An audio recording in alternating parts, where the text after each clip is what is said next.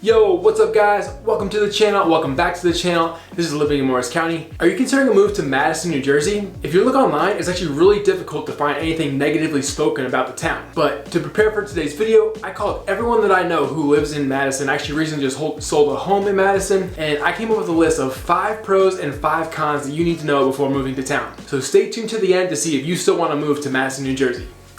Let's go!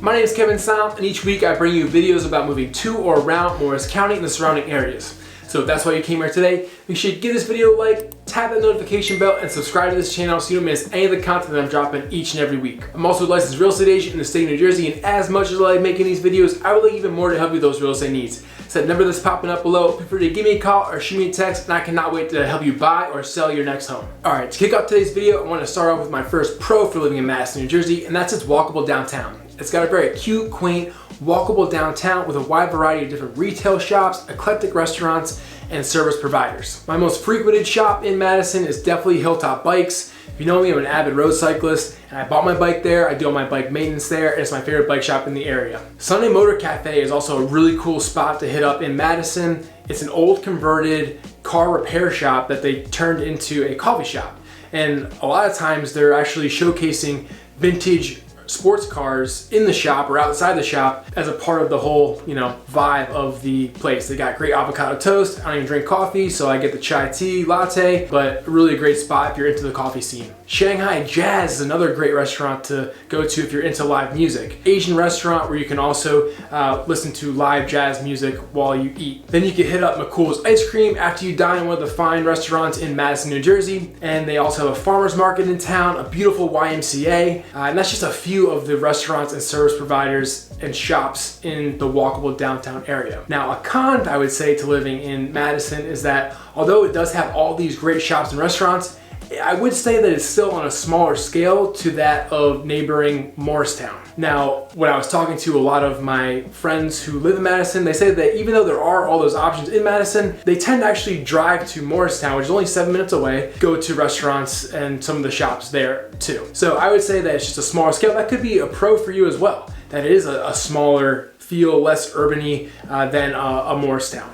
My next pro for living in Madison, New Jersey has got to be its location. If you're commuting to New York City or anywhere around North Jersey, I honestly can't think of a better commuting place to start from. You've got access to the Common Station train, the Madison train station that takes you into New York City. Then you've also got the Morris Meteor Boxcar Express Bus, which stops at Convent, Madison, and Chatham before going directly into New York City. It's gotten great reviews online and also great reviews from the people who I've called to prepare for this video. Its proximity to Route 24 also makes it very convenient to drive to Newark Liberty Airport, which is only a 20-minute drive, and then also the mall at Short Hills, which is the premier shopping mall in the area, and that's a 10-minute drive or less. A con to living in Madison is that it's expensive. In the last 12 months, the median sale price in Madison, New Jersey was $900,000, and half of the homes sold in the last 12 months were $1 million or more.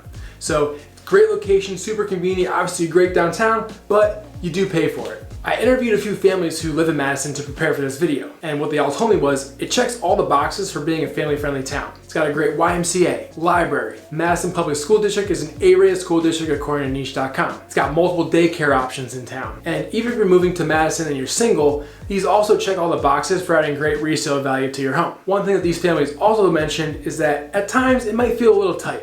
And that leads me to my next con for living in Madison, and that's small lot sizes. The vast majority of the lots in Madison are under ½ an acre, and I would say that most of them actually hover closer to $1/4 of an acre. Now, I'm someone who likes to have a little bit of space between my neighbor, have some trees lined for some privacy, and you get a lot in Madison, but not so much a big yard with a lot of privacy. The residents I spoke with had nothing but great things to say about the Department of Public Works and the Parks and Rec at Madison. They have convenient garbage and recycling pickups. They pick up the leaves on the street in the fall, the Christmas trees in the street in the winter, and they have multiple walking paths like Lawanica, Giralda Farms, and the traction line. Now, a con that I would say to living in Madison is that the walking paths aren't quite my cup of tea, you could say. They're not as remote. You know, if I don't have the potential for being chased by a coyote or a bear, it's not that interesting to me.